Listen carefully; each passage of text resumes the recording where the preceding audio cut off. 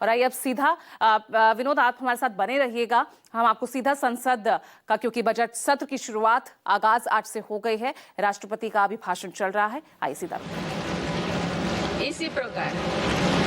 इसी प्रकार blind women cricket team ने भी वर्ल्ड कप जीता। मैं अपनी बेटियों को बहुत बहुत शुभकामनाएं देती हूँ। इसी तरह आगे बढ़ते रहे। माननीय सदस्यगण, बीते दशक में भारत में खेल से जुड़े हर व्यवस्था में रिफॉर्म किए गए हैं। मेरी सरकार ने खेलो भारत नीति बनाए हैं और खेलों से जुड़े संस्थानों को पारदर्शी बनाया जा रहा है। हमारी तैयारियां और आत्मविश्वास का परिणाम है कि भारत को 2030 कॉमनवेल्थ गेम्स की मेजबानी का दायित्व दिया जा रहा है। आप सबको सहयोग करना है। मुझे विश्वास है कि देश की एक समर्थ युवा शक्ति विकसित भारत के निर्माण में निर्णायक भूमिका निभाएगी। मेरी सरकार ने देश की युवा शक्ति को राष्ट्र चिंतन से जोड़ने के लिए विकसित Bharat young leaders dialogue platform भी शुरू किया है। इस वर्ष इस मंच से करीब 50 लाख नौजवानों ने रजिस्ट्रेशन किया।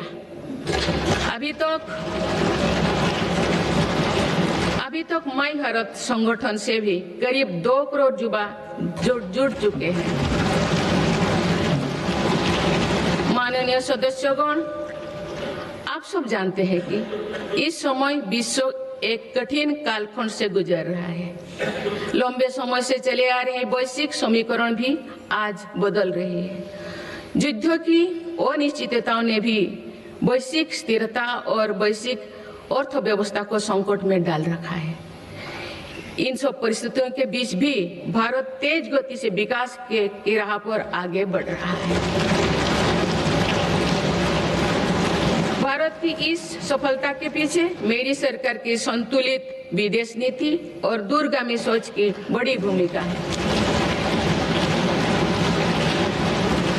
माननीय सदस्यगण, वर्तमान की जटिल वैश्विक परिस्थितियों में भारत विश्व में एक सेतु की भूमिका निभा रहा है। युद्धरत देश भी महत्वपूर्ण मुद्दों को लेकर भारत पर अपना भरोसा व्यक्त करते हैं। ये संतोष की बात है कि भारत ने संतुलन, निष्पक्षता और मानवीय दृष्टिकोण को प्राथमिकता दी है। इनके बाद भी इंडिया फर्स्ट के संकल्प को अटल बनाए रखा। माननीय सदस्यगण, भारत ने पूरे विश्व में ग्लोबल साउथ की आवाज को और मुखरता से तेज किया है। इनमें अफ्रीका और लैटिन अमेरिका सहित ऐसे सभी भूभागों में नई पार्टनरशिप्स बनाए हैं और पुराने संबंधों को मजबूती दी है। भारत ने बिम्स्टेक, G20, ब्रिक्स, एससीओ और अन्य अंतर्राष्ट्रीय मंचों पर अपनी उपस्थिति को भी लगातार मजबूत बनाया है। माननीय सदस्यगण, भारत का हमेशा ये मानना रहा है कि ग्लोबल पॉलिटिक्स और कोऑपरेशन का अंतिम ध्येय मानवता की सेवा होना चाहिए। देश ने अपने एक्शन से इसके प्रेरणादायक उदाहरण भी पेश किए हैं।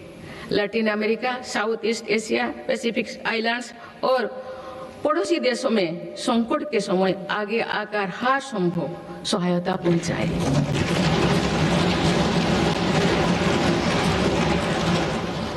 नवंबर 2025 में श्रीलंका में साइक्लोन दितबाह के दौरान मेरी सरकार ने ऑपरेशन सागर बंधु चलाया है।